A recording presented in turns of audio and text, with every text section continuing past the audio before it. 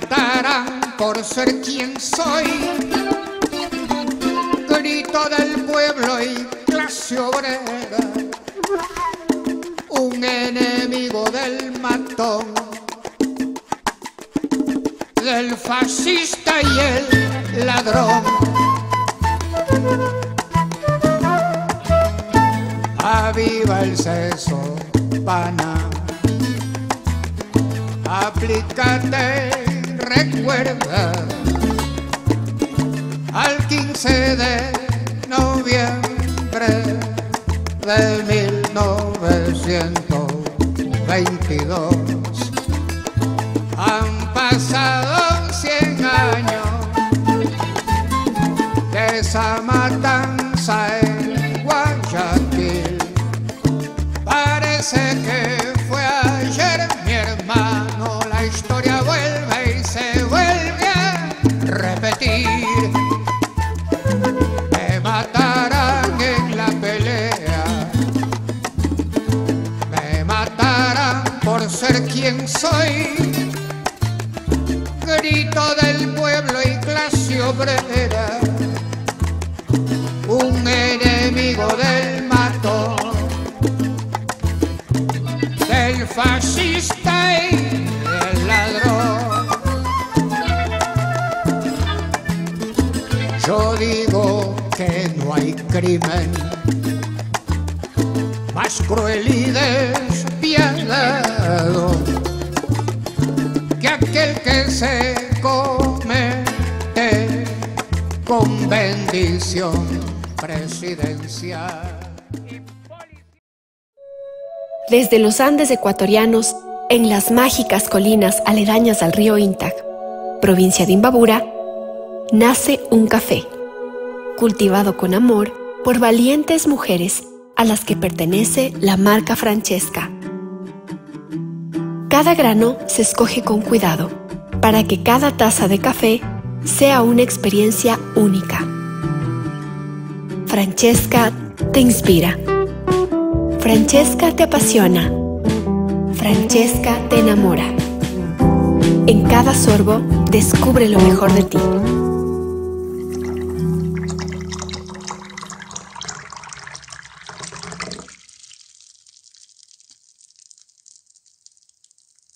Bienvenidas compañeras, compañeros a esta nueva emisión de Hilando Fino. Tenemos el gusto de contar ahora con la presencia de este gran amigo, Ramón Torres Galarza, que acaba de publicar un librazo, Nosotros y Ellos. Muchísimas gracias por aceptar la invitación, Ramón.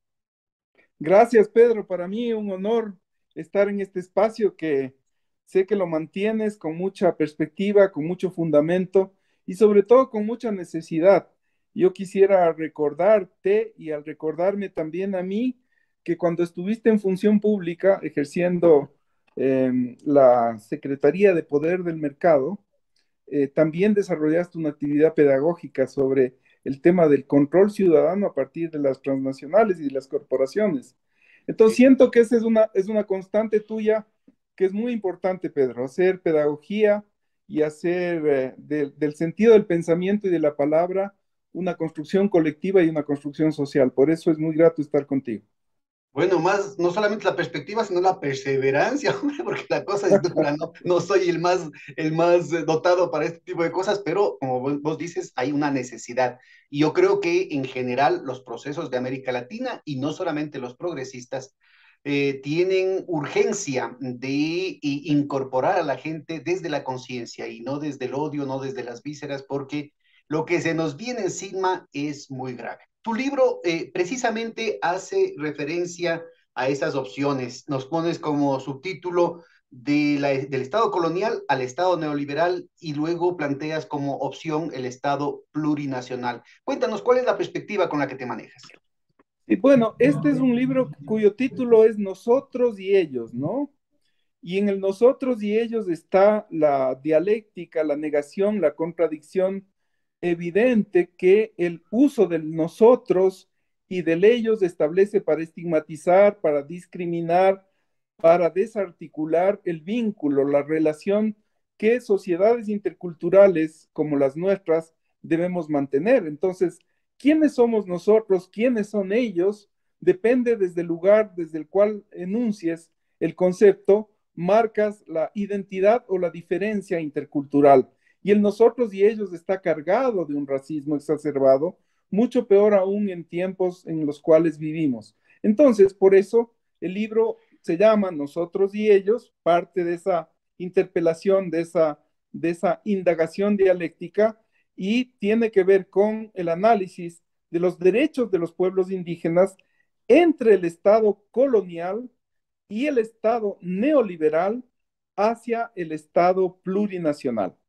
El libro, en sus primeros capítulos, lo que analiza, lo que aborda, lo que investiga, lo que indaga, es cómo se organiza el régimen colonial, cómo surge el derecho indiano, cómo la ideología jurídica de la conquista. Pero primero lo cómo... planteas, discúlpame que te interrumpa, dices el régimen colonial, ¿no es cierto? Y la apelación a un derecho de conquista. Eso me parece que es un tema muy importante porque precisamente partimos, por ejemplo, ahorita, ¿no es cierto? Se parte de una situación cuando se habla de un orden mundial basado en reglas. No se está hablando del derecho internacional, sino de las reglas que impone el eje angloamericano, por ejemplo, ¿no? Yo creo que también es muy Exactamente. pertinente el ubicarlo eso en la perspectiva del derecho de los pueblos, porque también se puede manipular esa situación, como también se ha visto en el caso de este informe de Rand Corporation, que tenía planificado dividir, creo que en nueve estados a Rusia, y que hay otro parecido para dividir a China, y probablemente, ¿no es cierto?, van a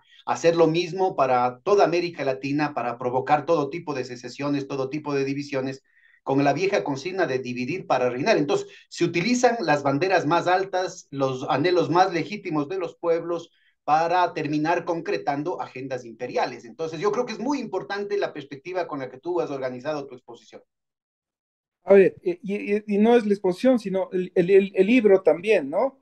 Entonces, de lo que se trata, querido Pedro, es que efectivamente, como tu perspicaz observación señala, para fundamentar el régimen colonial y la conquista, lo que hace el imperio español es fundamentar jurídicamente el derecho de conquista, es decir, legitimar en el derecho la posibilidad de que la conquista pueda ocupar tierras que le son ajenas, culturas que le son ajenas, territorios que le son ajenos, recursos que le son ajenos. Entonces, el derecho colonial nace como un derecho de conquista en función de legitimar y de legalizar, de justificar los derechos de conquista y nacen imponiendo, avasallando, demoliendo todas las instituciones jurídicas originarias de los pueblos que vivían en América, de las culturas que vivían en América, de las instituciones jurídicas que vivían en América. De las Es decir, cosmovisiones, de los de la sentires,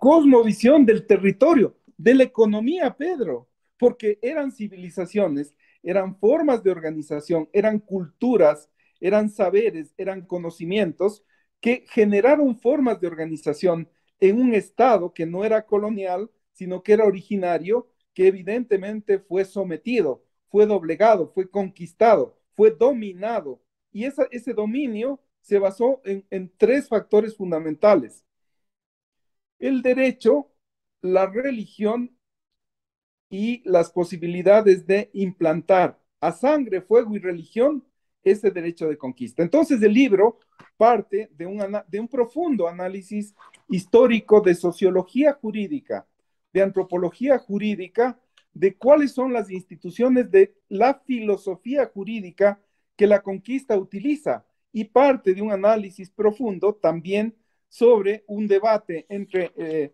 lo que constituyen las casas y Sepúlveda al ese debate discutir. tan importante que se dio, ¿no? Recordemos a los compañeros, este debate importantísimo que se dio, lo cual marca lo que Bolívar Echeverría hablaba del barroco, ¿no? Frente a la visión anglosajona, que sería la visión realista del asumir entusiasta y militantemente el mundo de la mercancía, el fetiche de la mercancía, el fetiche de la conquista capitalista. Se plantea el mundo barroco del acomodo, del ir llenando el vacío, del resignarse frente a una modernidad que se venía y que ubica, ¿no es cierto? Y ahí es muy importante, en contra de las leyendas negras, ubica en la propia corona un afán de rectificación, en la Iglesia Católica un afán de rectificación, sin Sí, claro, pasarnos al pero otro lado de la eso es leyenda posterior, rosada, ¿no? ¿no? Así es, eso es posterior. O sea, la reflexión de Echeverría, de Bolívar Echeverría, en relación con el etos, precisamente lo que busca es generar una crítica desde el marxismo a lo que constituyen las razones de la conquista. Y entonces, en el etos barroco, bueno, ya podemos hablar más, retomar el tema de Echeverría, que es fundamental, y nuevamente te adelantas, Pedro, en una lectura más contemporánea de lo que significa eso, pero tal vez demos retro un poco y Sí, sí, volvamos claro. al carácter colonial. Entonces, en 1549, el rey Juan Carlos V manda detener la Carlos, conquista. Carlos, Carlos primero, no es Juan Carlos. Carlos V, Carlos Carlos V, V de Alemania primero. Lo que pasa es que existe Juan Carlos, no se vayan a confundir los compañeros. Carlos V, Carlos V. Perdón si le puse Juan, pero se llama Carlos V, o más bien se llamaba Carlos V. Y entonces manda detener la conquista precisamente porque la discusión entre Bartolomé de las Casas y Sepúlveda, Juan Ginés, ese sí se llamaba Juan, Juan Ginés de Sepúlveda, discuten sobre la legitimidad de la conquista y el fundamento de lo que constituye para Sepúlveda que los indios debían sujeción al evangelio por la antropofagia, los sacrificios humanos que cometían, eran no humanos para Sepúlveda. Fíjate que en 1549 entonces se pone en discusión si los indígenas son humanos y si tienen derechos. Mientras tanto, las casas lo que afirma es que los indios son humanos. O sea, él descubre que los indios son humanos y que por tanto tienen derechos y que por tanto hay que generar una estrategia de conquista, pero que defienda a las víctimas y que evidentemente la razón colonial, tanto en Sepúlveda cuanto en las casas, lo que hace es legitimar la conquista en relación con el interés imperial Es de... muy curioso que ahora quienes intentan, en una legítima crítica a la leyenda negra en contra de España, hay quienes pretenden construir una leyenda rosa, ¿no es cierto? Precisamente recurriendo a los mismos argumentos de Ginés de Sepúlveda, de que España vino acá no a conquistarnos, sino a liberarnos, porque acá lo que teníamos era regímenes tiránicos, opresivos, antropofágicos, asesinos, genocidas, etcétera, etcétera, ¿no? Claro, ¿Cómo enfocas tú ese problema? yo creo que tenemos una diferencia entre yo que estoy tomando cafeína y tú que estás tomando té, que también tiene cafeína, pero más teína. Entonces tú tienes la capacidad de adelantarte muy rápidamente y yo quiero ir con pausa. Entonces estamos en la etapa colonial, Sí, no, ¿ya? no, Y solamente por poner paralelos, ¿no? Porque, y mira, es muy importante lo que estás diciendo porque está construyendo, no es solamente estas raíces, sino que están construyendo lo que son, lo que se proyecta ahora, ¿no es cierto? En ese entonces era en nombre de Dios y de la civilización. Ahora es en nombre de la libertad y la democracia, pero es lo mismo. exactamente. Entonces, en la configuración de este derecho colonial de conquista, Pedro, confluyen todos los instrumentos y la ideología de poder entendidos en instrumentos y mecanismos jurídicos, políticos, ideológicos, morales, religiosos, económicos, simbólicos, culturales. Es decir, la conquista opera como un operativo fundamental de dominio en lógica, en razón imperial y de dominio para estructurarse, establecerse como un régimen colonial, no solamente como instituciones coloniales, sino como un régimen estructurado que integral y que devasta las condiciones en que existían las sociedades y las culturas y las civilizaciones originarias.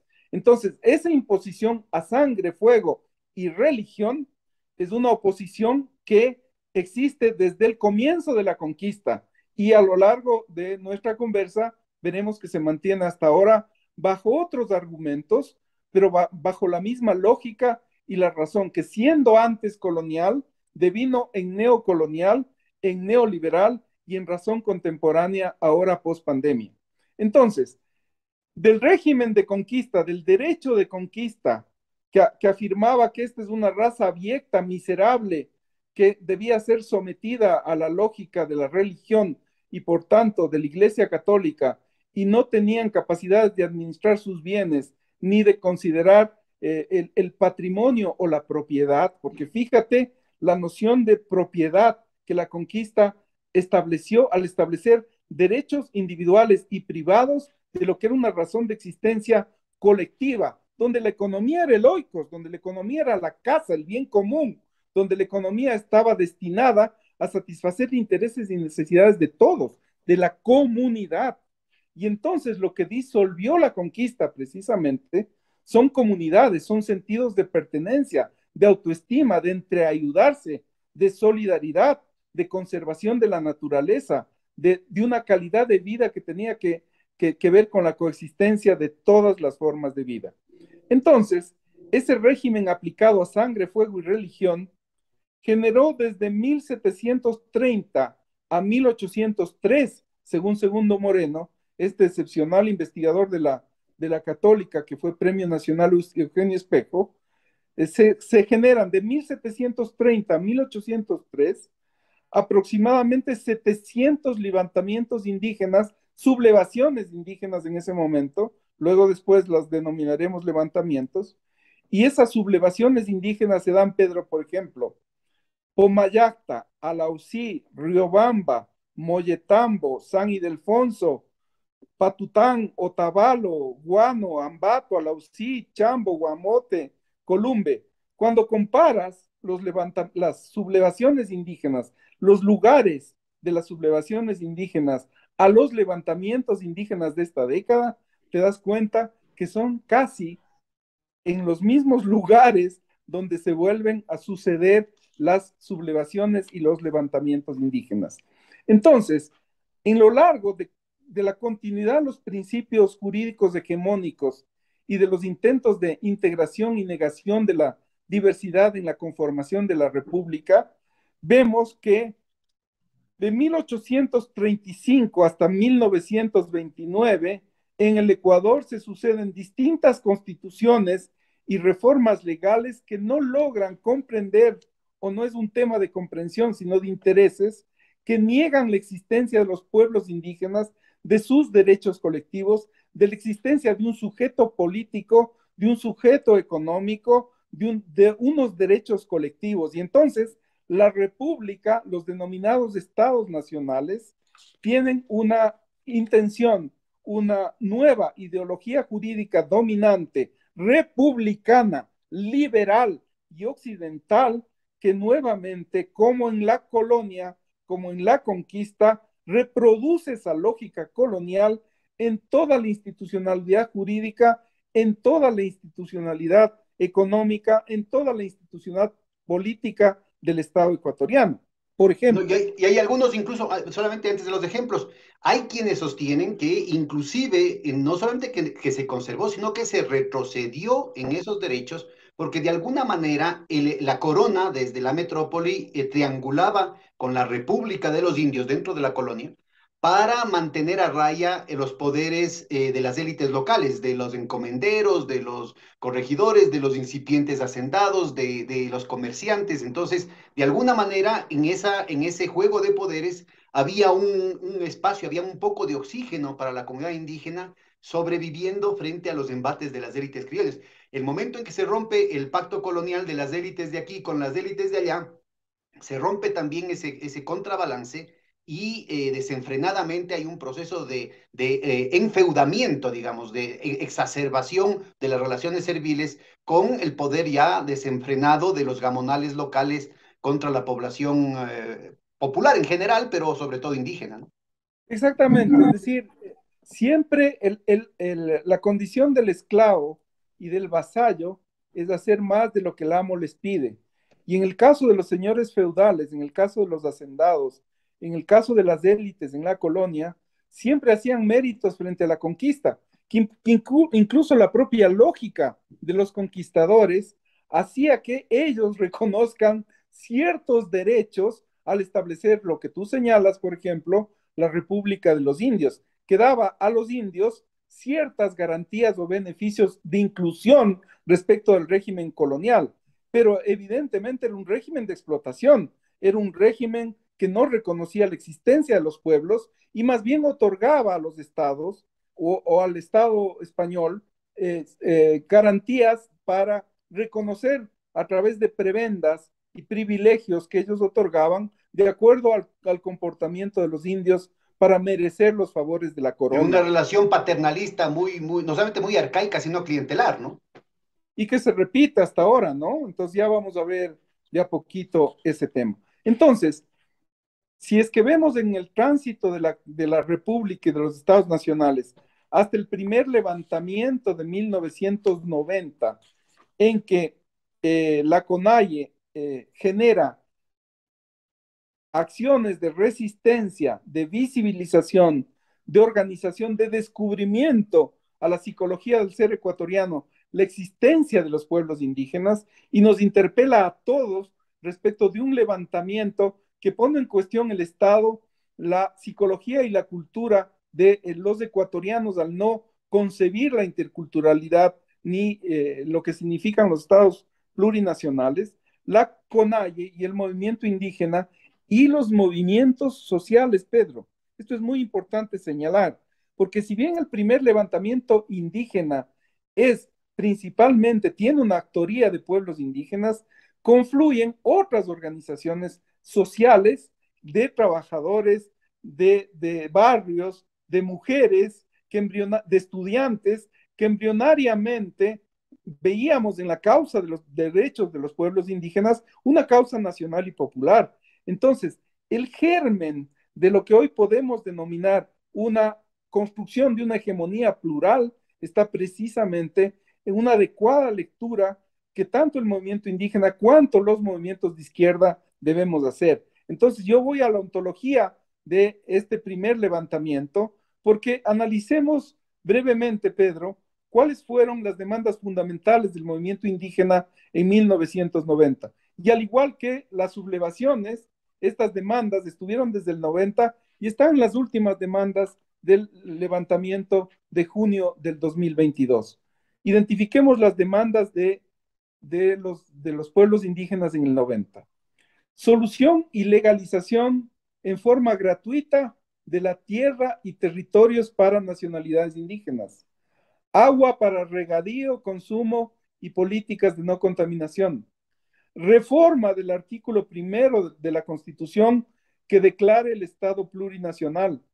Exigir la entrega inmediata de los fondos presupuestarios para las nacionalidades indígenas a través de un proyecto de ley presentado por la CONAIE, discutido y aprobado por el Congreso Nacional.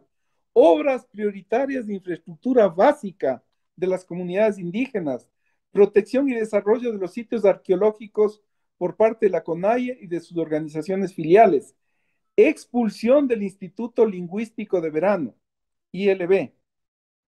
Y tal vez conviene hacer un paréntesis para tu audiencia, para que comprendan o sepan, para quienes no saben, lo que fue el Instituto Lingüístico de Verano, que fue un proyecto del Departamento de Estado norteamericano en confluencia con los aparatos de seguridad de los Estados Unidos para generar en América Latina formas de resistencia frente a los impactos que la Revolución Cubana tuvo y la forma en que el Instituto Lingüístico de Verano concibió una estrategia de intervención de nuestros procesos y de nuestras culturas fue el aprendizaje y la enseñanza del quichua, desprovisto de todos los contenidos de poder, de organización, de liderazgo que tenía el quichua. Entonces, la principal forma de intervención del Instituto Lingüístico de Verano en nuestros países latinoamericanos fue a través de la cultura y de las lenguas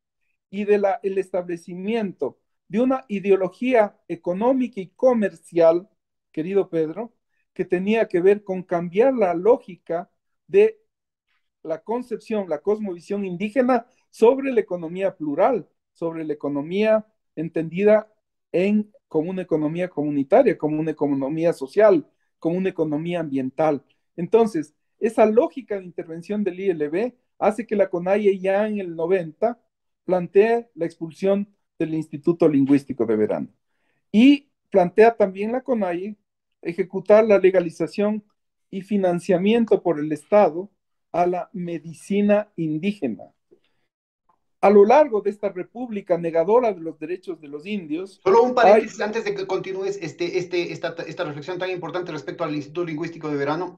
Hay que recordar que ya el presidente Roldós había expulsado el Instituto Lingüístico de Verano, pero de nuevo, recordando la época de la colonia, aquí la ley se acata pero no se cumple.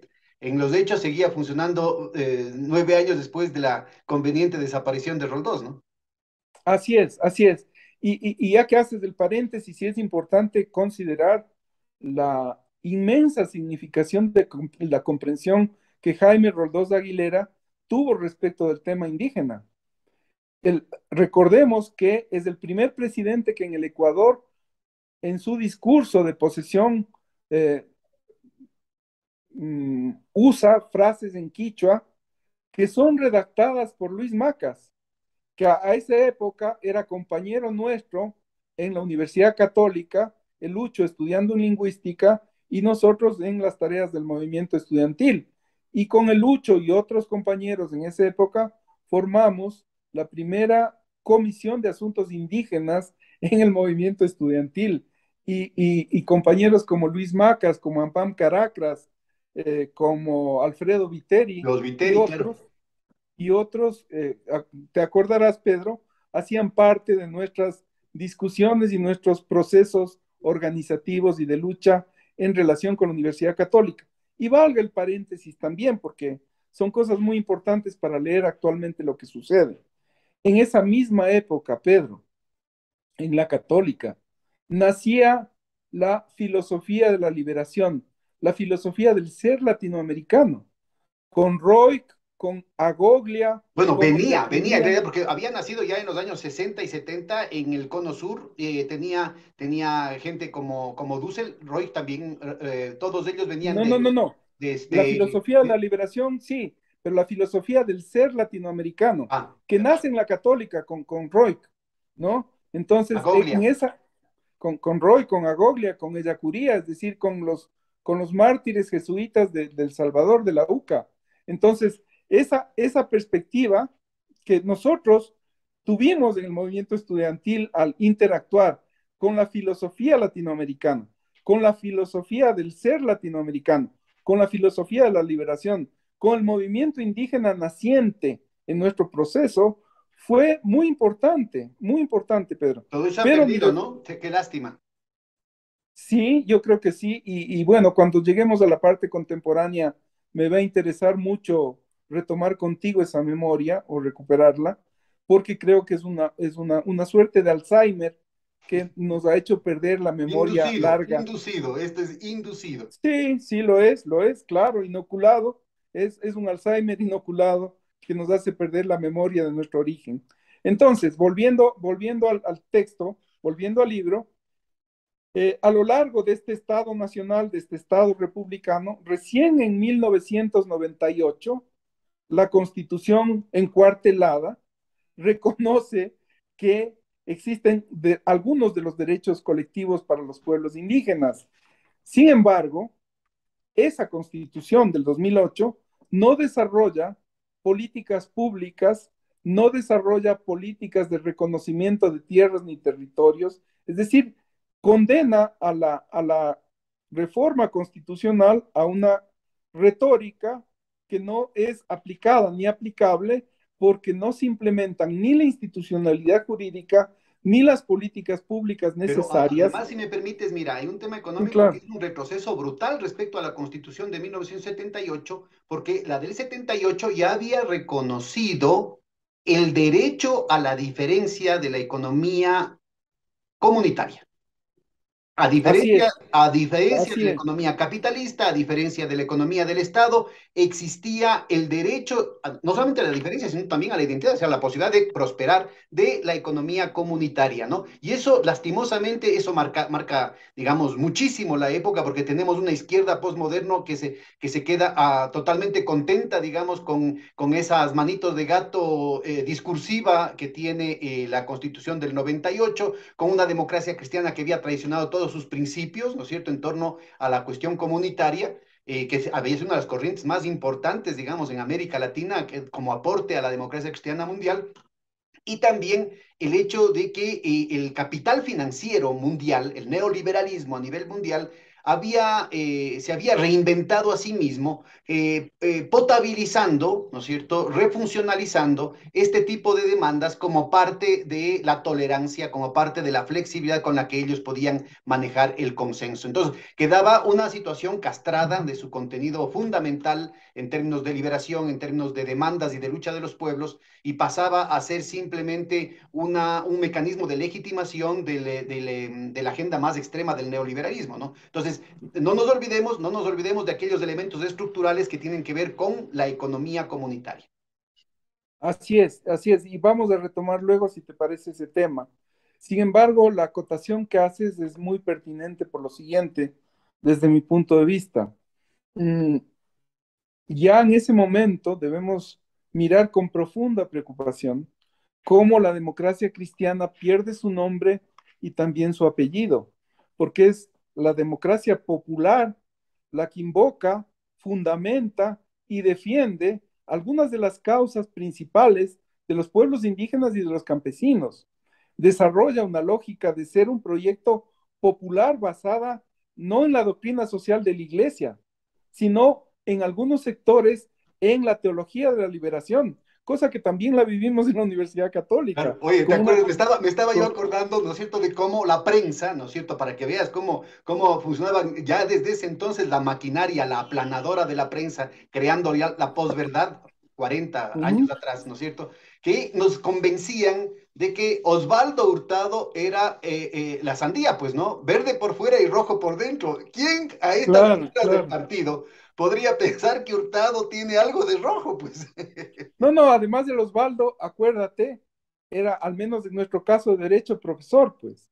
Y en esa época lanzó su primer y más importante libro como sociólogo que causó un impacto interesante porque Hurtado en ese momento junto con Trujillo expresaba una posición progresista Yo y creo a que veces si se les... ahora Hurtado leyera sus libros, la organización popular en el Ecuador y el poder político en el Ecuador se puede descomponer, puede estar en peligro de muerte. Claro, afirmaría que tuvo una influencia psíquica de Castro El chavismo influjo cuando, psíquico de quién serías en esa época. cuando ejerció, cuando escribió ese libro, ¿no? Y lo que tuvo es una influencia de la doctrina social de la iglesia y cuando la democracia popular coincidía con los procesos y proyectos de izquierda en algunos temas, pero también perdieron su nombre y apellido la izquierda democrática. La socialdemocracia comenzó a dejar de ser socialdemócrata y adoptó nuevamente su origen de liberal y no radical, sino de liberal para conservar la forma de organización del Estado, de la sociedad, principalmente la economía. En fin, pero este paréntesis valga la pena para recordar cuál ha sido el papel de los partidos en relación con el tema indígena. Y esto es muy importante y lo dejo subrayado para un poquito después. En el 2008, fruto de este proceso constituyente, el más importante de participación social, popular y nacional que existía en la historia del Ecuador cuando se convoca la constituyente, el Ecuador en el 2008 reconoce el Estado constitucional de derechos, justicia social, democrático, soberano y reconoce el carácter plurinacional del Estado, consagra al Estado como un Estado plurinacional y consagra adicionalmente un conjunto de derechos colectivos de los pueblos indígenas y adicionalmente consagra los derechos de la naturaleza. Entonces, en términos constitucionales, sin duda, es la constitución que en ese momento e incluso hasta ahora genera la visión más avanzada del constitucionalismo latinoamericano contemporáneo, al establecer derechos colectivos, derechos de la naturaleza, la existencia de la sociedad intercultural y del Estado plurinacional. Consagra la existencia de la educación intercultural bilingüe y de la salud intercultural. Y ahora establece, sí, ¿no es cierto?, en una visión integral, ¿no es cierto?, de la economía, de la política, de la cultura, de la lengua, y de la medicina, ¿no es cierto?, de una perspectiva del derecho a la diferencia y también del derecho a la identidad. Por tanto, el derecho a crecer y a cambiar por sí mismo, a prosperar, a evolucionar, ¿no? sin duda. Y entonces, claro, ese proceso fue pletórico de entusiasmos, que ya no éramos jóvenes y estábamos un poquito más maltoncitos. Nosotros, Pedro, hacíamos parte del proceso de la Revolución Ciudadana y realmente fue una reconstitución de una esperanza y de un optimismo esperanzado respecto a lo que se podía constituir también en relación con pueblos indígenas y también en relación con los derechos de la naturaleza. Sin embargo, lo que sucedió, y tal vez una de mis primeras identidades y diferencias con el proceso de la Revolución Ciudadana fue precisamente por la forma en que se llevaron al inicio los diálogos del gobierno con la CONAIE y los movimientos sociales, y también porque no se desarrollaron ni políticas públicas ni instituciones que permitan garantizar y sobre todo concretar los derechos de los pueblos indígenas en el ordenamiento efectivo de la nación, del Estado, de lo que constituía la economía. Pedro, tú fuiste un actor fundamental al pensar la economía social, la economía solidaria.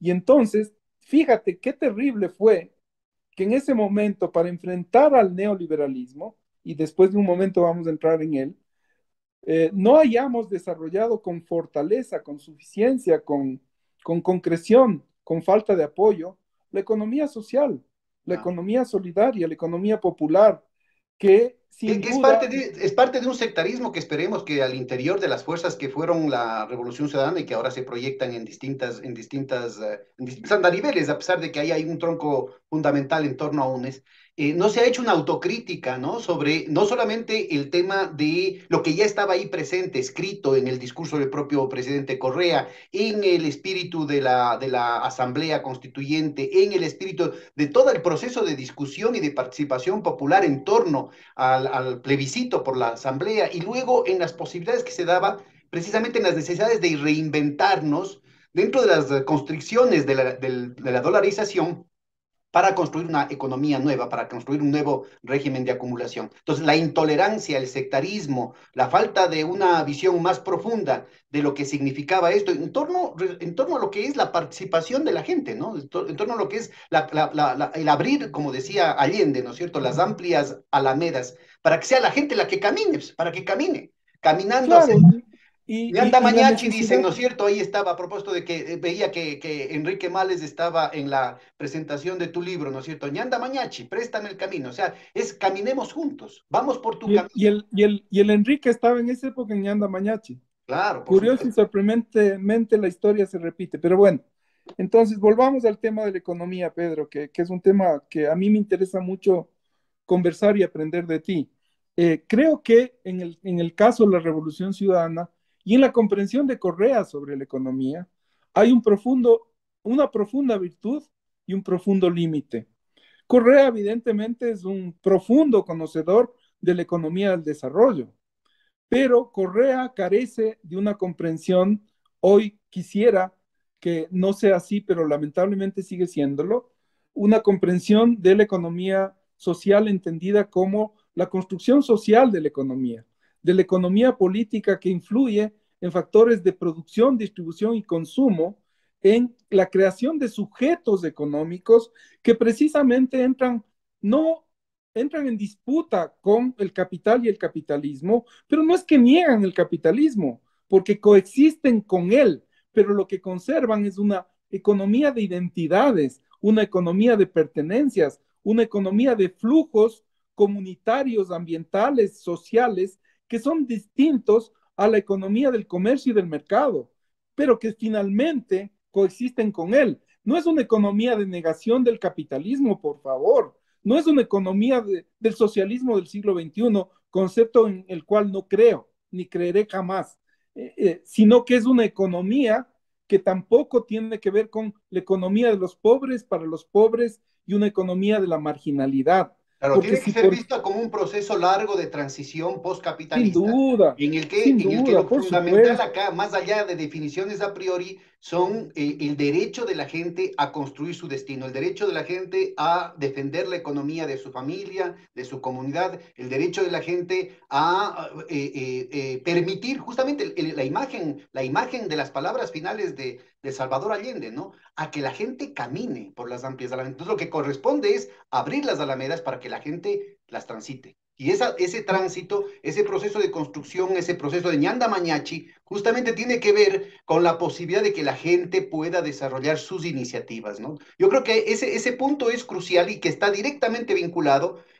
con otra visión de la relación entre la economía y la cultura, ¿no? No es esta relación base-superestructura, sino que ubica, ¿no es cierto?, en la defensa que hacíamos, por decirte alguna cosa ahí, en la Superintendencia de Control del Poder de Mercado, en la defensa que hacíamos de que la gente reivindique, rompiendo ese complejo de inferioridad con la que nos bombardean, que reivindique el jaguar locro, el caldo de patas, la caucara, ¿no es cierto?, que reivindique los platos, los sabores, los gustos, la estética, ¿no es cierto?, la estética, esa Exactamente, sensualidad exactamente. de nuestra cultura, de nuestras luchas, de nuestra perspectiva del mundo, ¿no es cierto?, también en el mercado, pero en un mercado en disputa.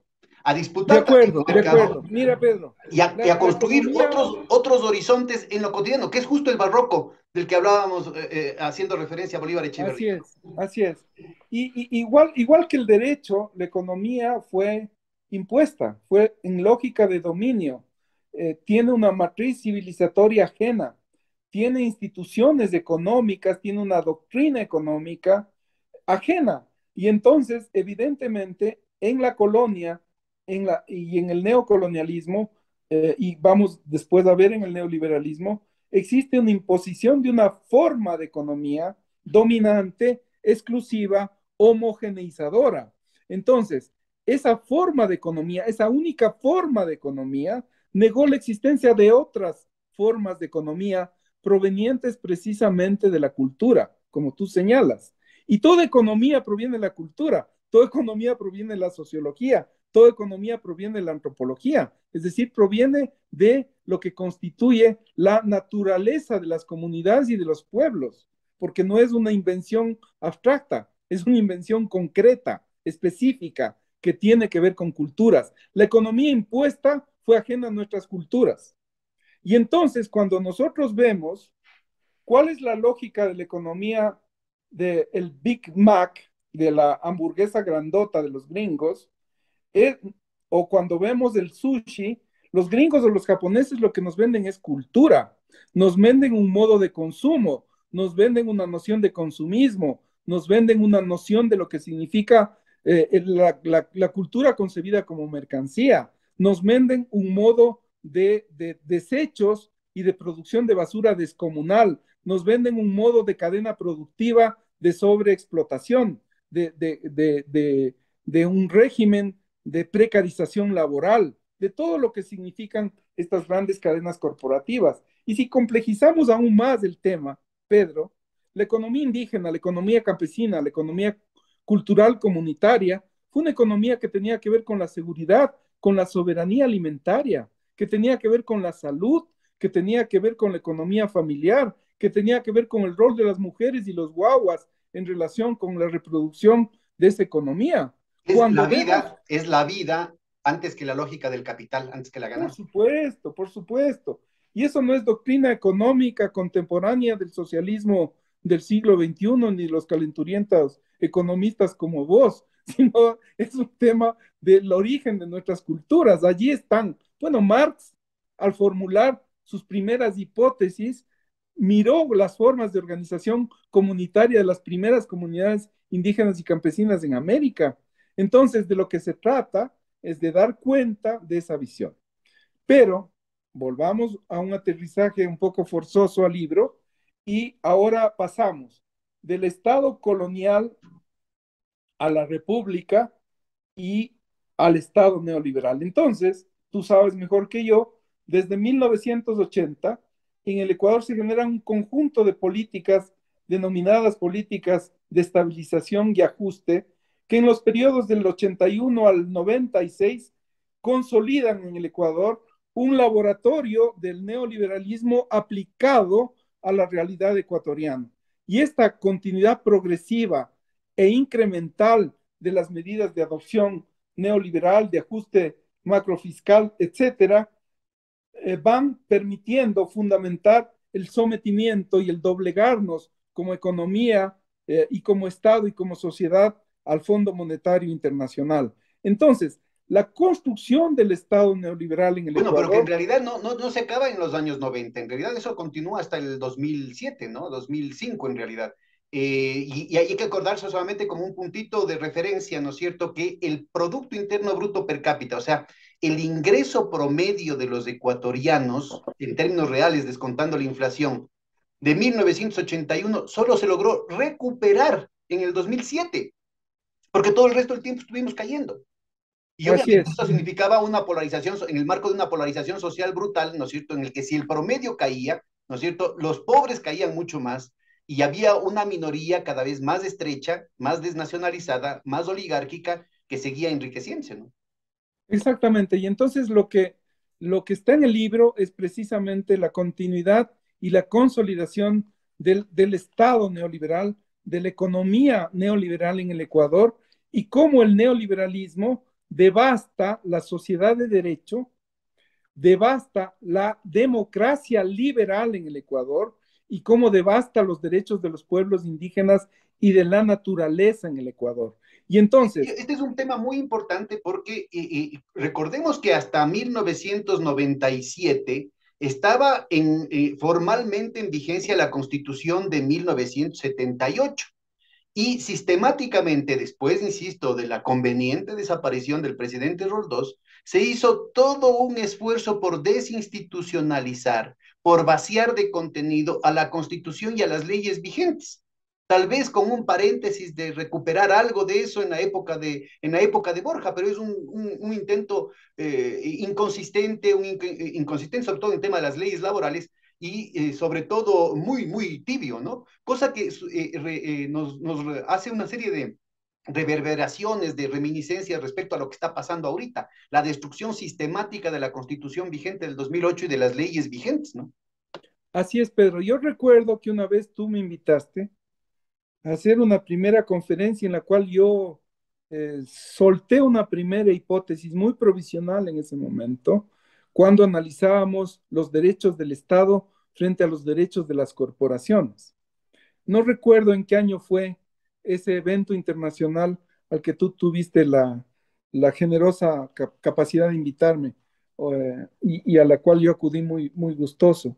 Ahí lo que afirmaba yo, Pedro, y ahora lo afirmo con más fundamento, con más investigación, con más análisis, es que el neoliberalismo fundamentalmente lo que desarrolló es una devastación del Estado de Derecho para consagrar un régimen muy funcional y de mucho fundamento a nivel nacional e internacional de los derechos del capital, de los derechos del mercado y de los derechos de las corporaciones. Entonces, ese régimen jurídico internacional se localizó, se internalizó en nuestro régimen jurídico nacional, en nuestro régimen económico nacional. Y esa característica de devastar los derechos del Estado para consagrar un régimen que favorezca los derechos de las corporaciones es el que consolidó los inicios, el desarrollo y hoy la continuidad del neoliberalismo en el Ecuador. Entonces, hoy las corporaciones siguen teniendo más y mejores derechos que el Estado, ¿sí?, que los trabajadores, que los pueblos indígenas, que la naturaleza. Ahora, yo creo que Entonces, un punto que yo creo que es crucial en esto, ¿no es cierto?, es el hecho de que ese derecho de la corporación por encima de la vida, ese derecho de la corporación por encima inclusive de la propiedad privada del común de la gente, o sea, es la propiedad privada del monopolio y del monopolio financiero que arrasa, que aplana, que es un bulldozer, ¿no es cierto?, destruyendo no solamente los derechos humanos, no solamente los derechos colectivos, sino también los derechos de otros sectores capitalistas, de otros sectores, digamos, de la propia propiedad privada.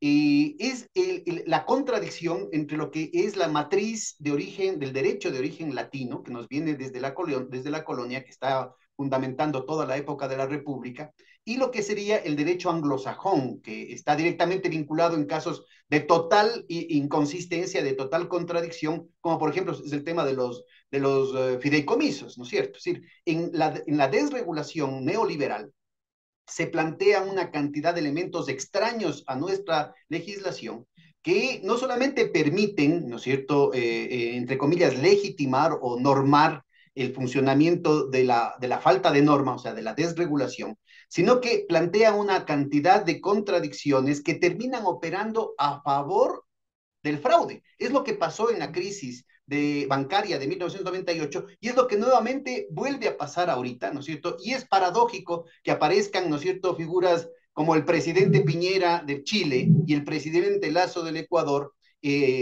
trincados en los Paradise Papers, en los Pandora Papers y bueno, en toda la terminología, en toda la terminología y metodología de los Panama Papers, con estas offshore, con las guaridas fiscales, nuevamente planteando la figura de un fideicomiso que les lava las manos. Entonces, ellos tienen la defensa desde ya, ¿no es cierto? La forma de piratería que tiene ahora el mundo moderno, ¿no es cierto? Es precisamente este derecho de las corporaciones a través de las offshore, a través de la perforación de la soberanía nacional de los estados nacionales, pero también a través de la perforación a sabiendas, ¿no es cierto?, en la contradicción entre lo que sería una estructura del derecho latino que está imperando acá y este derecho transnacional totalmente irresponsable que es el derecho anglosajón de los fideicomisos ciegos, Bien, que han dicho así es, tanto de Lazo acuerdo. como Piñera, ¿no? Mira, a ver, cuando uno tiene una perspectiva para decodificar la norma, cuando uno puede hacer semiología jurídica o deontología jurídica, tiene la posibilidad de hacer análisis económico del derecho. Cuéntanos qué es Análisis deontología y qué es semiología jurídica. es la razón del origen de algo, la deontología, ¿no? Y la semiología es analizar el contenido de algo, el contenido que está detrás, los intereses que están detrás. Entonces, el sentido que está detrás. Entonces, cuando uno hace esas vainas en relación con la norma jurídica, cuando uno hace análisis económico, hace análisis antropológico, sociológico, ambiental de una norma jurídica, puede tener la capacidad de saber a quién favorece esa norma. Y el análisis económico del derecho, que es una escuela desarrollada en Francia con mucha perspicacia, los franceses siempre hacen análisis económico del derecho. Detrás de una norma jurídica, ¿a quién busca beneficiar esa norma? ¿Ya? Cuando tú haces un análisis histórico, jurídico, antropológico, etcétera, del derecho ecuatoriano, te das cuenta a quién busca favorecer ese derecho. Y exactamente lo mismo podemos hacer respecto a la economía, ¿sí? Detrás de una norma económica, detrás de un decreto, de una política pública económica, podemos decodificar, podemos descubrir qué intereses favorece, ¿sí? Y entonces, en el actual esquema, antes, durante y después de la pandemia, se consolidó un régimen salvaje de beneficio corporativo global en relación con la industria alimentaria, con la industria sanitaria, con las medicinas y los, aspectos, con los aspectos comunicacionales o mediáticos y con la tecnología. Y bueno, y sin olvidarnos del principal beneficiario de todo esto, que son la plutocracia bancaria, pues, ¿no? Tanto en el proceso de destrucción de la Constitución de 1978, que duró 20 años, como el proceso mucho más acelerado, mucho más feroz de estos últimos 5 años para destruir la Constitución del 2008, ¿no? Entonces, hoy el monopolio global no lo tienen los estados, lo tienen las corporaciones, y las corporaciones en estos 5 jinetes del apocalipsis contemporáneo.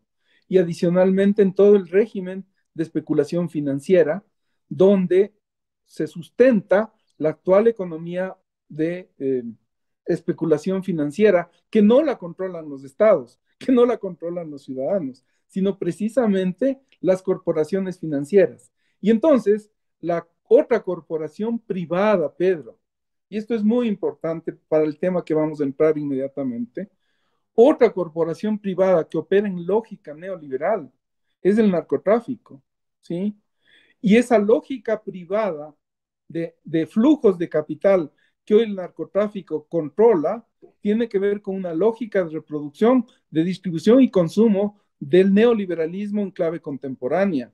Y Para por lo eso, cual es crucial, lo cual es crucial precisamente estos intersticios, estos vacíos legales que plantea la destrucción sistemática de la institución, la destrucción sistemática de las leyes, pero también esta amalgama, estos injertos absolutamente inorgánicos entre el derecho anglosajón con el derecho de causa latina, ¿no es cierto?, que es impuesto desde la transnacionalización neoliberal. Entonces, para el lavado, para el blanqueo, ¿no es cierto?, que quedan totalmente abiertos desde la mal llamada Ley Orgánica de Fomento Productivo del 2018, la mal llamada Ley de Defensa de la Dolarización del 2021, la mal llamada Ley de Desarrollo Económico de noviembre del 2021, ya con Lazo, ¿no es cierto? Lo que se plantea es una situación en la que lo que no está descaradamente sostenido en esas leyes, en contra de lo que dice la Constitución, en contra de lo que dice la tradición jurídica y la matriz jurídica de raíz latina del país,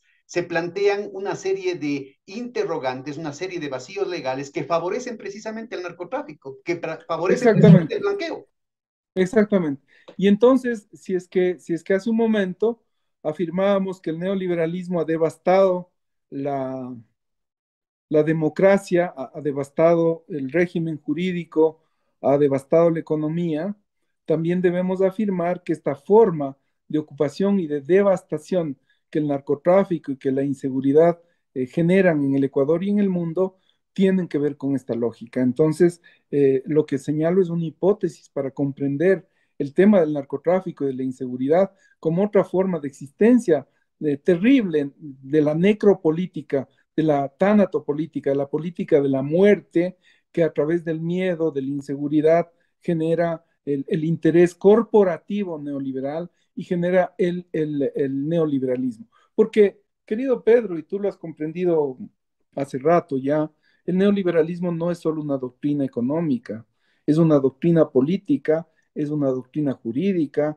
es una doctrina militar, pero también es una matriz cultural, Claro. Es porque la el neoliberalismo, necropolítica, la política de la muerte, ¿no es cierto?, como ejercicio del poder sistemático. Ya no es del bien común, aunque sea con todas las doradas de la píldora ideológica, sino que sistemáticamente se utiliza la muerte. Fíjate cómo se ha cuadruplicado el número de asesinatos dolosos aquí en el Ecuador en los últimos 5 o 6 años. Fíjate así es, cómo el despliegue, ¿no es cierto?, de esos espectáculos sádicos de las crisis carcelarias, de los despliegues del sicariato, ¿no es cierto? Ya son parte de una cultura cotidiana aquí en el Ecuador, cosas que acá no se veían, no estamos acostumbrados a eso, ¿no? así es. Y eso tiene que ver con lo siguiente, ¿no? Entonces, el neoliberalismo también es una doctrina militar y de seguridad y de policía.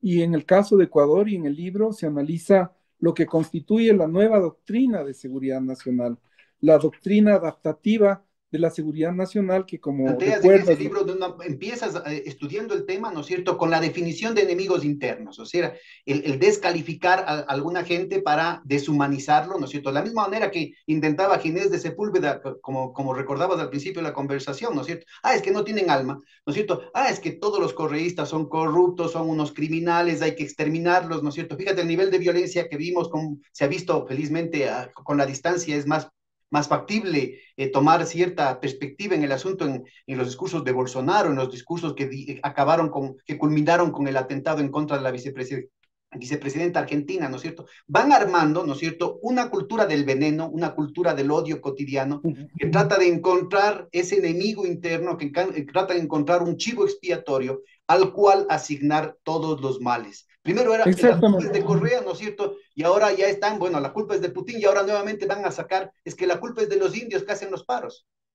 claro, exactamente. Entonces, la nueva concepción de la doctrina de seguridad nacional que hoy se fundamenta a mi criterio y en relación con el libro en la doctrina del enemigo interno, los estados de excepción y lo que se denomina la revolución molecular disipada. Entonces, analicemos brevemente algunos de esos contenidos y objetivos de esta fase adaptativa de la doctrina de seguridad nacional. Uno de los principales elementos tiene que ver con la doctrina del enemigo interno.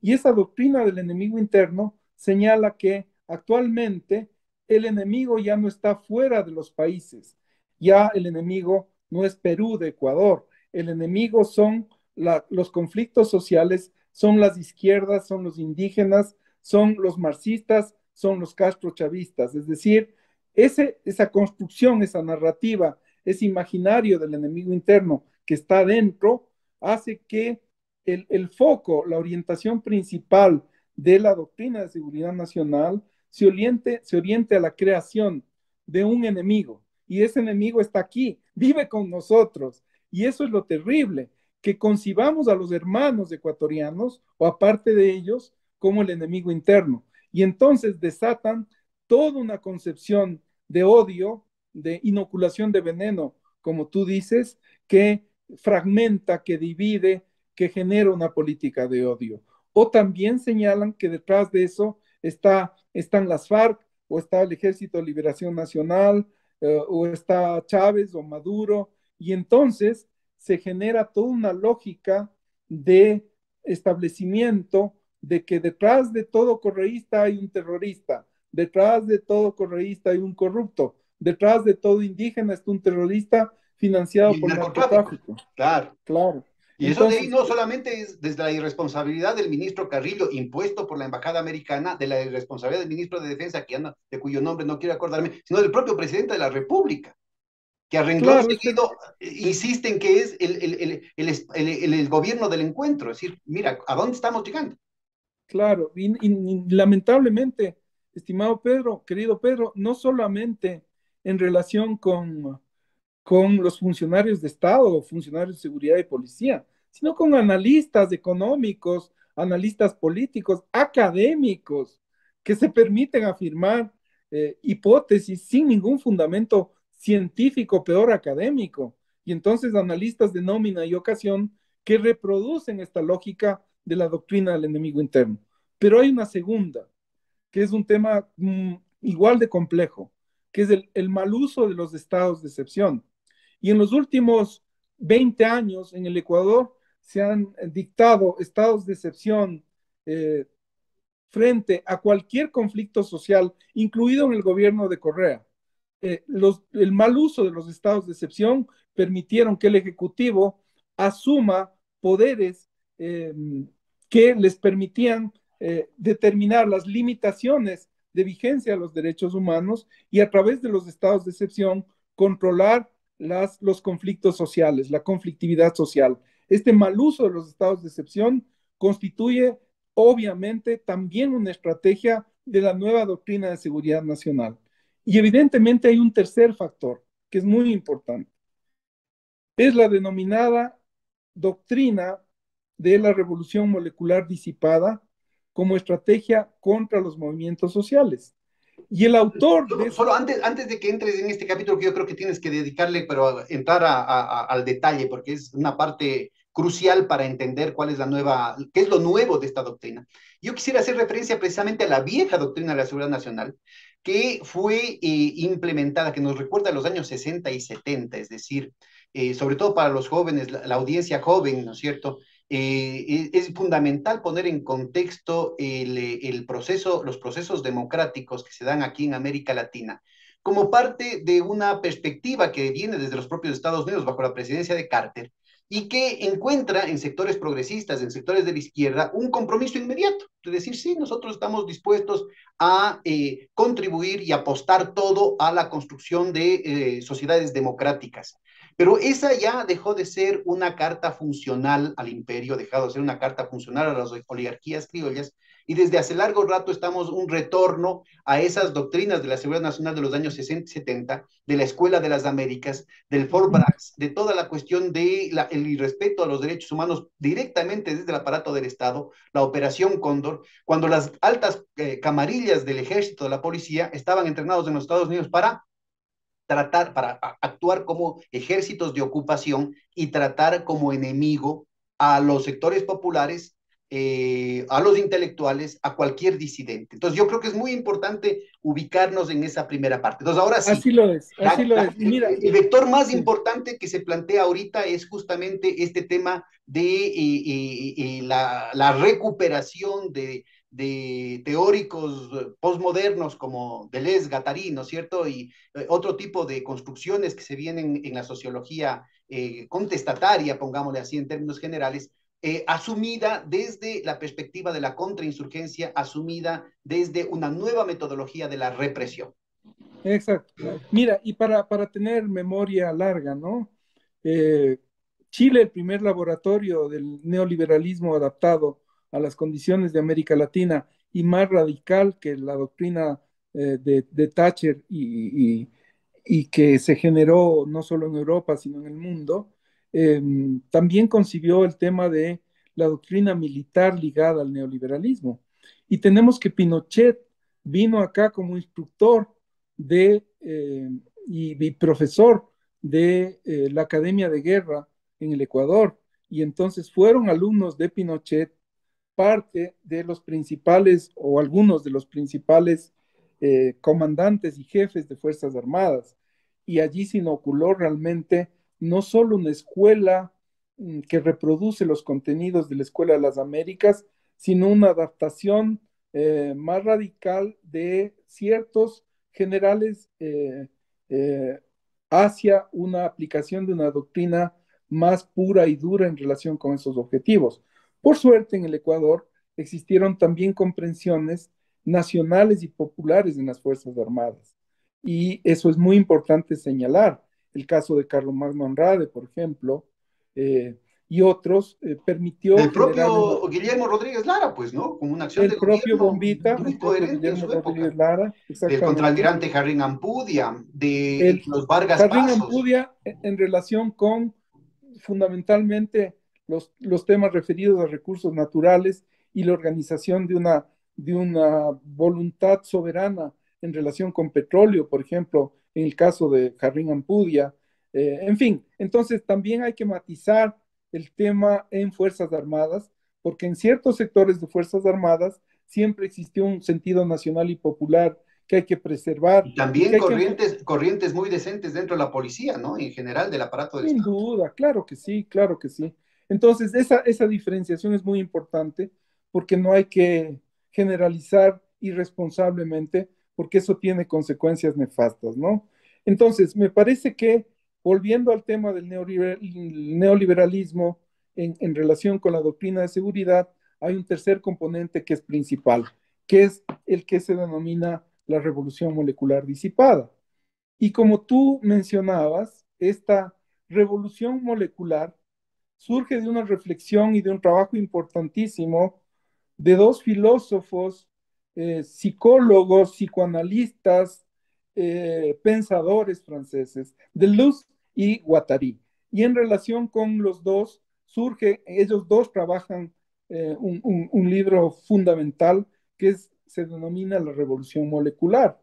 Y la revolución molecular, para entender el tema de las revoluciones y los procesos de transformación a partir del deseo y entonces del vínculo o de la satisfacción del deseo. El vínculo que hacen como filósofos con las doctrinas de psicoanálisis o de Freud, por ejemplo, es un fundamento muy potente, muy posmoderno, como tú decías, para comprender los procesos de transformación y las revoluciones. Entonces, el trabajo de Deleuze y Guattari es un trabajo excepcional, fabuloso, increíble para comprender los procesos de transformación. Pero hay un charlatán que se llama Alexis López Tapia, que es un entomólogo chileno, un periodista que dirigía un movimiento nacional neonazi en Chile que se llamó o se llama todavía Patria Nueva Sociedad y que se lanza a un uso maniqueo, manipulador y muy exitoso de lo que él denomina una supuesta teoría conspirativa que la llama revolución molecular disipada.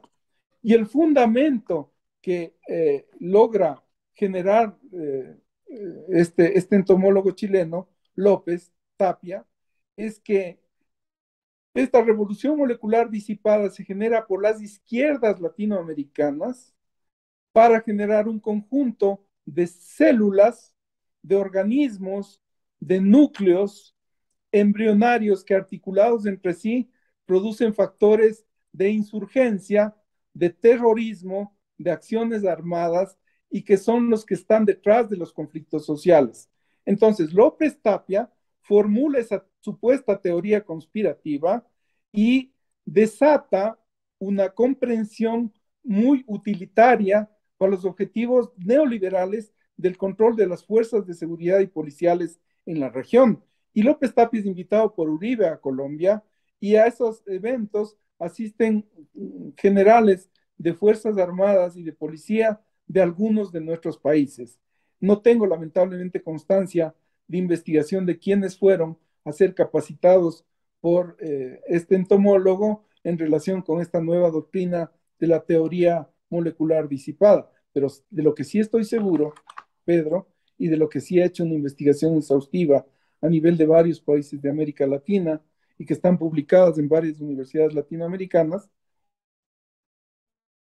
es que a partir del 2019, por ejemplo, en los casos de Chile, de Colombia, de Ecuador, los levantamientos, insurgencias, estallidos sociales tuvieron una característica muy particular, que fueron levantamientos antes, durante y después de la pandemia. Querido Pedro, disculpa que puedo seguir hablando horas, pero ¿cuánto tiempo tenemos? Tenemos todavía 20 y tantos minutos, 20 minutos. Ah, Tienes tiempo. chévere. Buenísimo. Entonces, eh, en el 2019 te decía que antes de la pandemia, durante la pandemia e incluso post pandemia, se generan procesos de resistencia contemporáneos al neoliberalismo.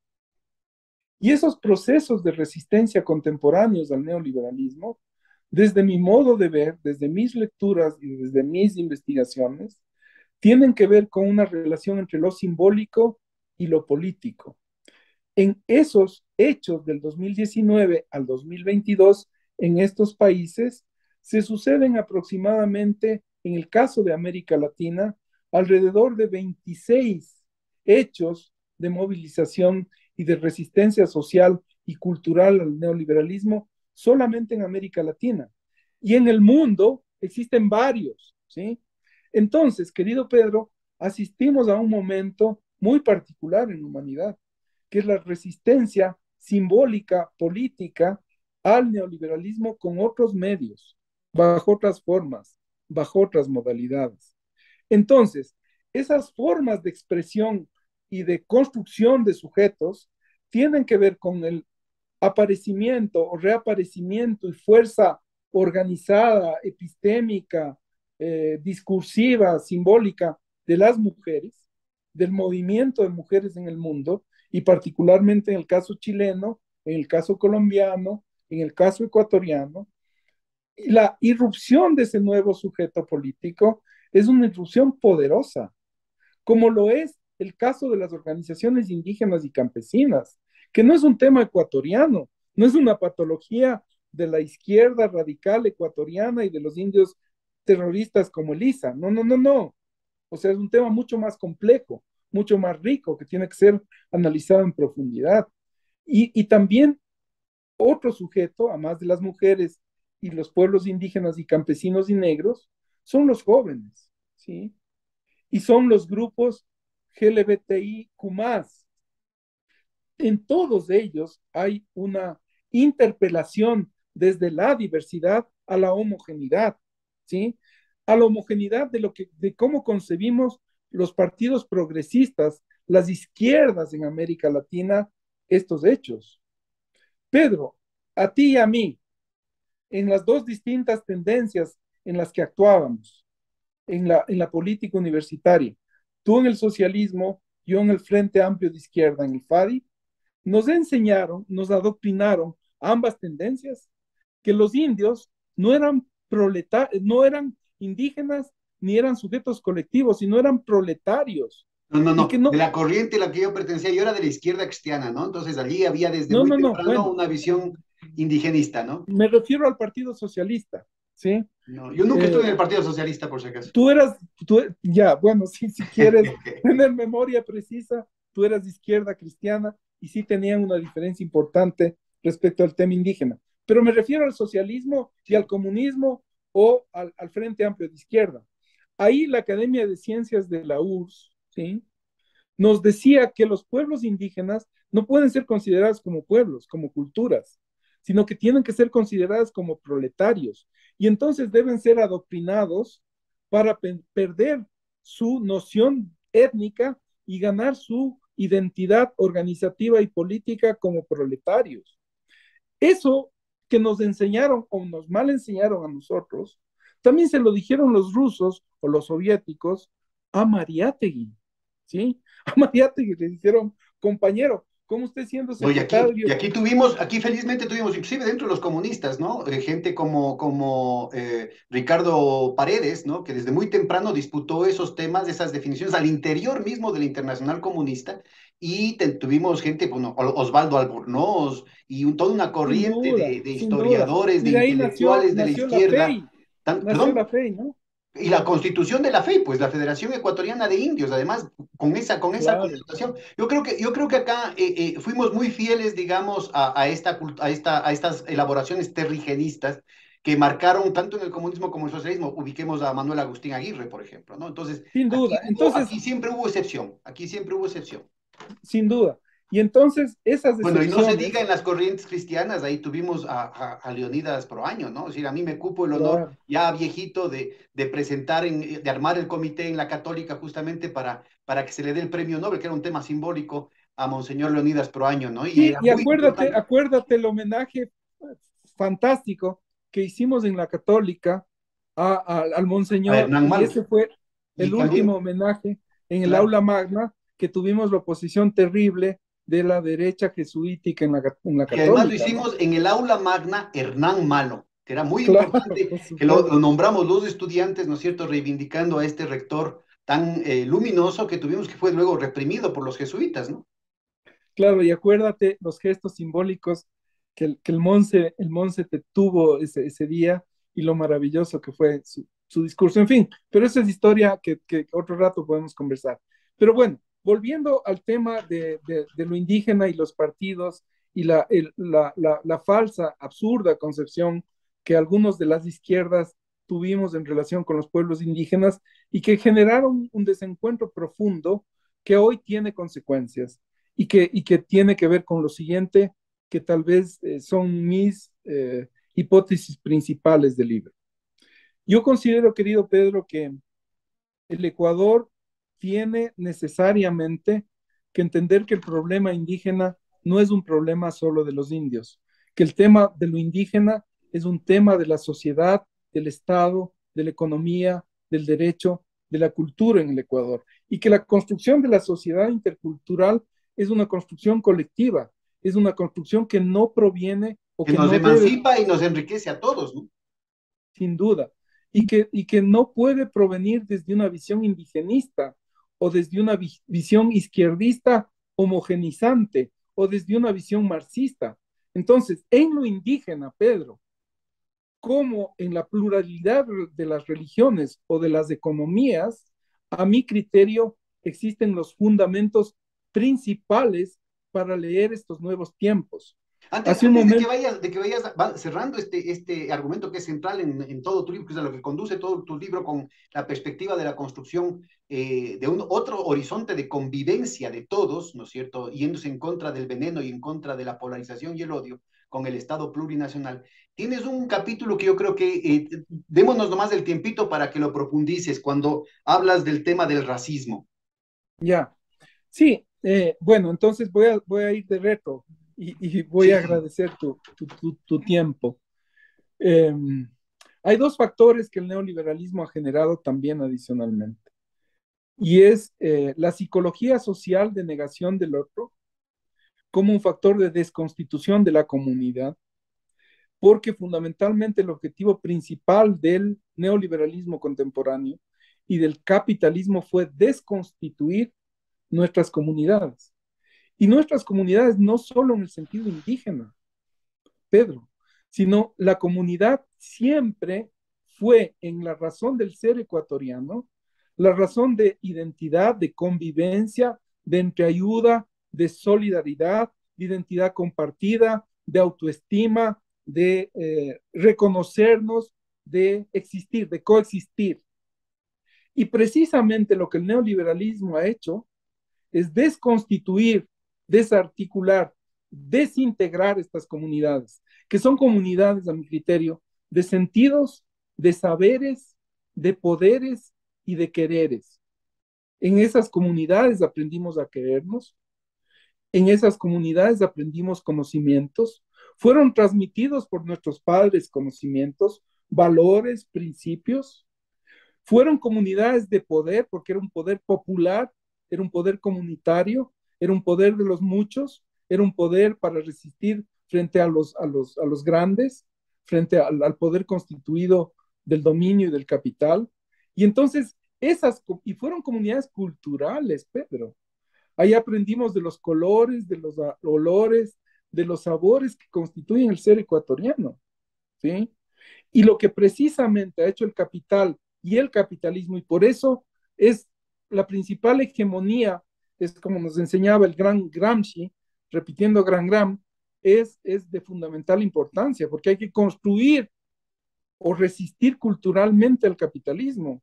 Y lo que más nos falta, a mi criterio, en los proyectos de izquierda, o en ciertos proyectos de izquierda, o en la mayoría de proyectos de izquierda, es generar una disputa cultural al neoliberalismo. Ahora, Porque la en ese marco de esa disputa cultural, ¿no es cierto? Una de las contraofensivas, ya como metodología específica de represión de estas guerras híbridas en contra de los pueblos, en la doctrina del full spectrum dominance, ¿no? De la dominación de espectro completo, justamente se plantea este tema de la revolución molecular disipada como un elemento de contrainsurgencia, como un elemento de represión, como un elemento también de meter odio, ¿no es cierto? Odio, sospecha y polarización social. ¿Cómo ubicas tú el tema de la construcción o del resurgimiento del racismo con posiciones como aquellos políticos social cristianos diciendo que regresen al páramo, o el racismo de aquí, de quiteños que dicen aquí no les vamos a dejar entrar a los indios, ¿no es cierto? Y con toda la cuestión esta de vincular la lucha legítima de los indígenas como un tema vinculado al narcotráfico, con toda la descalificación y lo que lleva preanunciado, ¿no es cierto?, es el palo y la bala, planteado desde la época de María Paula Romo, como doctrina del Estado. Sí, yo creo que hay que comprender el racismo también como un objetivo principal del modelo de dominación, de la estructura colonial del Estado, de la estructura neocolonial del Estado y fundamentalmente como un objetivo del neoliberalismo, ¿sí? Las características de exacerbar el racismo tienen que ver con la necropolítica, tienen que ver con la política del odio, tienen que ver con la desarticulación de identidades compartidas, de identidades que en común tenemos. El principal objetivo del neoliberalismo, querido Pedro, fue imponernos un sentido común. Y ese sentido común es pensar la vigencia permanente del capital y del capitalismo, el sentido común de naturalizar la explotación. Así mismo es, Taitico, así nos decimos, así hemos de vivir. Entonces, esa característica es nefasta, porque ese sentido común del capital, del capitalismo y del mercado, ¿sí?, hizo que perdamos el sentido de lo común. Precisamente ese es un título de uno de mis más recientes libros que publicó Claxon, ¿no? Es el que se llama El sentido de lo común, que es la disputa al sentido común desde la construcción del sentido de lo que nos es común. Entonces, el racismo hace parte de una estrategia de odio, de desarticulación, de diferencia, de no mantener, preservar e incrementar la identidad que nos une, lo iguales y distintos que somos. Porque, Pedro, si tú recurres a tu memoria y yo a la mía, en nuestra memoria del sentimiento y del conocimiento hay una razón indígena, hay una presencia indígena desde que fuimos niños. En nuestro ADN, y sigamos la investigación fabulosa que yo recomiendo Que leer. no tiene de Inga, tiene de Mandinga, que no tiene de Inga, pues, tiene de Mandinga, pues esto por es desde la época de supuesto. la colonia, sin necesidad Por de las pruebas del supuesto, por ADN. supuesto. Y entonces, si acudes y recomiendo a los amigos, hermanos y compañeros que nos escuchan, lean la fabulosa investigación de César Pazimiño sobre los elementos constituyentes del ADN del ser ecuatoriano. Y que Y de ninguna entonces, manera es un tema biologicista, ¿no? Pero que no, no, refuta no, desde lo más biológico, ¿no es cierto?, estas visiones racistas que obviamente tienen un contenido cultural y también de lucha política, de lucha de letos, ¿no es cierto?, de resistencia frente al poder supuestamente arrasador del capitalismo que penetra hasta la intimidad del ser humano. correcto. Y entonces, hay una razón científica para no ser racistas, ¿no? Para descubrir y valorar ese indio que llevamos dentro, ¿no? Y esa construcción, si quieres, de sentimientos de lo que constituye el descubrir el indio que tenemos dentro, a la par y complementariamente tiene que ver con valorar lo mestizo que somos, esa hibridación fecunda que nos... Y que también los indígenas, ¿no es cierto?, son mestizos. Es decir, su reivindicación de indígena, de mestizo, de blanco, en realidad son identificaciones culturales que de ninguna manera hay cómo permitir que se convierta en esa situación de blanco y negro, de tipo, de corte no solamente maniqueo, sino fascista, pues, ¿no? Exactamente, y ese descubrimiento mutuo, ese respeto mutuo, ese diálogo intercultural debe hacer que superemos tanto nosotros cuanto ellos, tanto ellos como nosotros, comportamientos, actitudes, costumbres racistas, porque el tema del racismo no está solamente respecto de nosotros frente a ellos, sino también de ellos frente a nosotros. Bueno, Y es y cómo construyes tú, ¿no es cierto?, toda esta exposición de tu libro, ¿cómo construye el tema del horizonte, la meta de un Estado plurinacional, cimientos profundos y sólidos para estabilizar otro marco de convivencia que nos permita en nuestras diferencias, en nuestros conflictos, ¿no es cierto?, seguir armando nuestro futuro en condiciones de paz?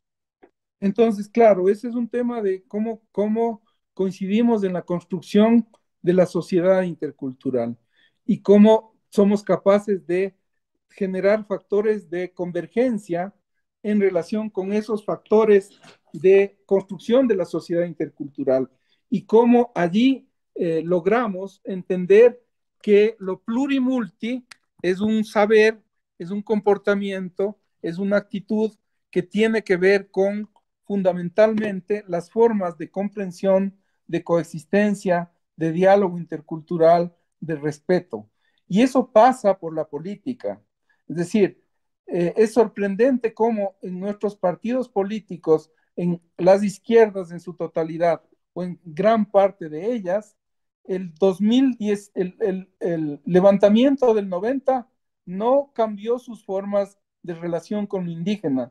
El levantamiento del 2019 tampoco, y el levantamiento del 2022 tampoco.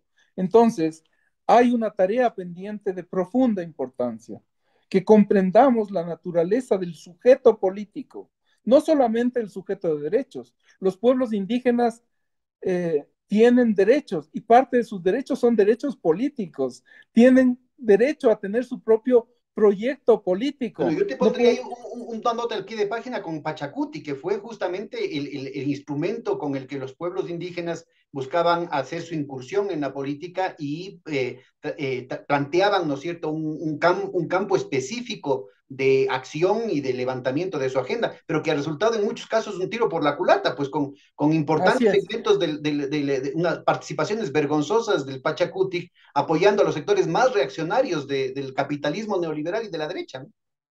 Así es. Y, perdón, Pedro, me cambié de lado porque se estaba descargando la batería. No es No hay, por vanidad, no hay ningún sino por... problema. Tenemos todavía un par de minutitos para que vaya cerrando ya con Ya, unas palabras finales de la emisión. perfecto. Entonces, lo que yo planteo y lo que es importantísimo es que cualquier proyecto político contemporáneo debe ser debe anclarse en la posibilidad de la construcción de una convergencia de hegemonía plural. Y esa hegemonía plural no puede ser concebida solamente en términos electorales, sino en términos políticos, de educación, de ciencia, de tecnología, de producir en el Ecuador un verdadero encuentro intercultural, que las posibilidades de relación entre el proyecto político del movimiento indígena expresado en la CONAIE, más que en Pachacutic, es un proyecto político que debe ser valorado, que debe ser criticado también para generar una nueva posibilidad amplia y plural que reconstituya un proyecto nacional y popular contemporáneo en el Ecuador. Y esa característica supone liderazgos distintos, supone modificar la lectura de desconocimiento y de descalificación mutua que tienen las izquierdas con el movimiento indígena y viceversa, pero también pasa por criticar a Pachacutic como partido político, como movimiento, que nació no solamente para representar los intereses de los pueblos indígenas, sino de todo el Ecuador. Y su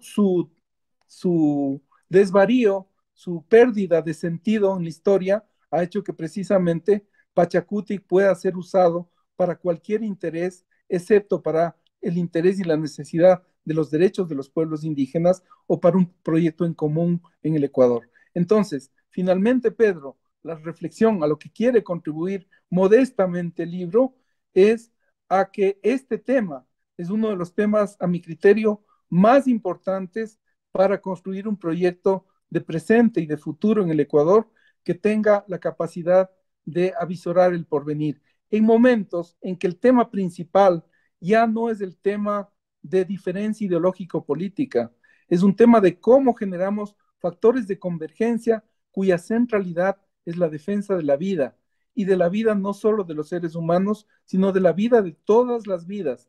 Y eso exige amplitud de mirada, actitud de sentimiento y actitud de pensamiento para producir una nueva novedad en la historia que no tenga que ver con la vieja lógica de caudillos de izquierda o de derecha, o indígenas o no indígenas, sino cómo nos concebimos nuevamente como una humanidad que transforma.